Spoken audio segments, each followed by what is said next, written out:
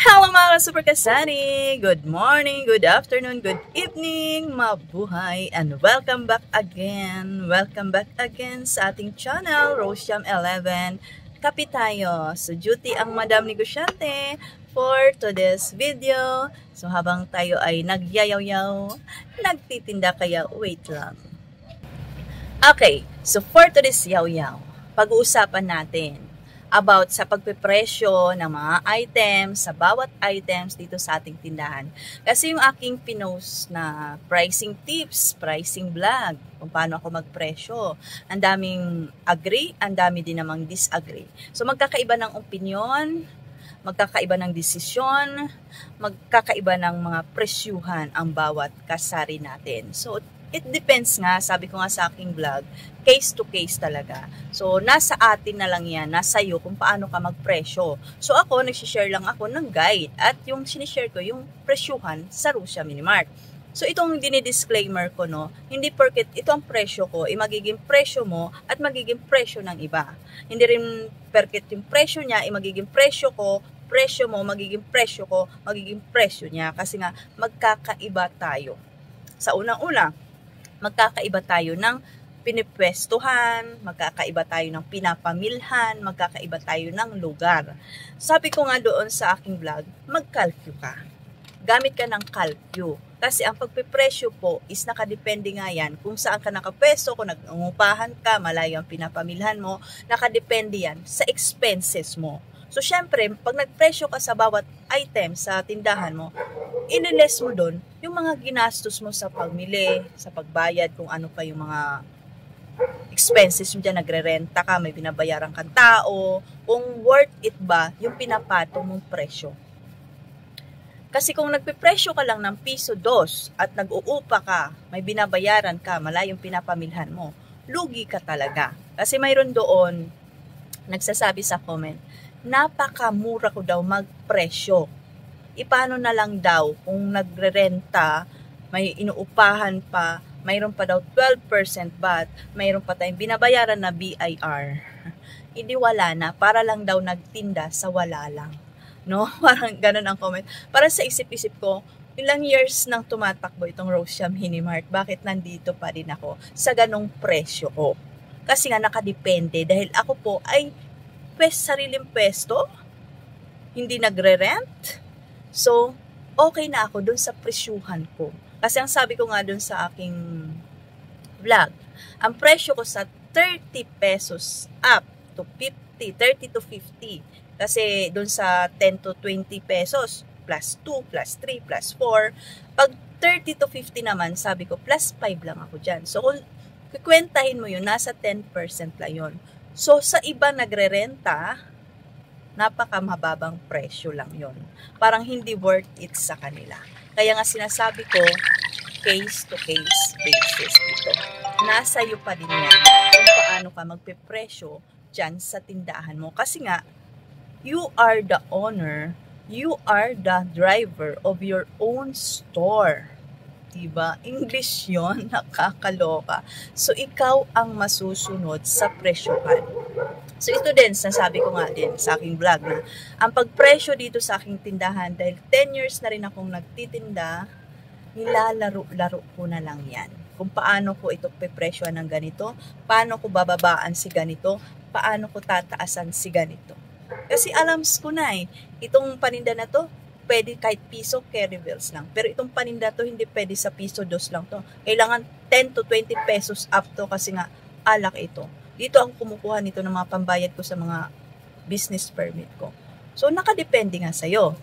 Mayroon din naman ako nabasa doon. Sa 5 pesos na markup ko, sa 30 to 50 pesos na puhunan, ang mahal daw. Yayaman daw ako. Para sa isip-isip ko, sabi ko, magkano ang gusto ni Ka-Super ipatong sa 30 to 50 pesos na puhunan? Piso? 2? Diba? Saan makakarating, saan aabot ang piso 2 na tubo mo sa 30 to 50 pesos na puhunan? Diba? Parang, kung ganun lang ang tutubuin mo, tapos nagre-renta ka, nag-uupa ka, may binabayaran kang tao, gumagastos ka ng gas, nagbabayad ka ng tax, diba? Hindi worth it. So ito ang sinasabi ko. Doon, ang reply ko sa kanya, kung maalala ko, sabi ko, mahalin mo muna ang tindahan mo bago yung iba. Kasi ang sabi niya, parang lugi daw yung iba, yung mamimili. Parang lugi pa dun sa presyong 5 pesos. So sabi ko nga, mahalin muna natin yung sarili natin, yung tindahan natin, bago natin mahalin yung mga tumers natin. Kasi kung tayo mismo hindi natin minamahal yung tindahan natin, yung sarili natin, paano tayo makakapagbigay ng magandang serbisyo sa kanila? Kung tayo mismo, kung pabigay na yung mga presyuhan natin, malulugi na tayo, wala na tayong ititinda, paano tayo makakapagbigay ng serbisyo sa ating mga customers? Opo, so doon tayo sa worth it. Yung give and take, yung walang samaan ng loob. Kasi sabi ko nga, sa 5 pesos, hindi na ako lugi, hindi na rin naman lugi yung aking mga tumers. Tama? So marami din naman nag-agree. So appears naman na nag-agree na, Madam, yes, ako ganyan din ako. Pag 50 up naman, yung 50 to 100, so sabi ko dyan, minsan nilalaro ko lang 8 pesos to 10 pesos. Pag more than 100 na talaga, 20 pesos, mga ganun. Pero ilang items lang yon. Pero dito naman sa mga lower amount, syempre okay lang tayo dyan sa mga 2, 3, meron nga piso, yung Milo ko nga, piso lang ito. Kasi nga, mayat maya, everyday, nagmo-move. So doon naman tayo bumabawi kahit sa piso na tubo, basta halimbawa sa isang araw, 10 ang bibili, di mayroong 10 piso agad na tubo. Kaysa naman doon sa hindi nag-move, tapos papatungan natin ng 5, sa isang araw, wala namang bumili nun, o di hindi tayo kumita. So, case to case nga, di ba? So, nakadepende na nga lang din sa'yo kung paano ka magpresyo sa tindahan mo. Pero ito lang ang paalala ko, ka-super kasari, na unahin muna natin isipin yung ating tindahan ay sa yung iba para makapagbigay tayo ng magandang serbisyo sa kanila. Di ba? So, hanggat alam mo naman na hindi ka nanlalamang, alam mo naman na itong tinutubo mo, pinapatong mo sa paninda mo, okay lang din naman sa alright, na hindi naman tipong sobrang-sobra. Kasi ang ibang mamimili, hindi naman nagtitingin din sa presyo. Ang importante sa kanila, yung komportable sila, convenient sila na andito na yung items. Hindi na kami pupunta pa sa grocery, mamamasahe, mag-aaksaya ng gas. Nandito na, para lang sa 5 pesos na patong. Sa kanila, okay na yun. Diba? So, nakadepende lang din talaga sa lugar. Kasi dito sa akin tindahan, ang iba, hindi sila umaangal, namumurahan pa nga sila. Pero yung ibang nakakapanood sa atin, yung ibang mga kasari natin, siguro yung iba walang tindahan, para sa kanila mahal na yun. So, wala na pong mura ngayon. Lahat na nagmamahal dahil nga mahal ang bilihin. Hindi naman lahat libre.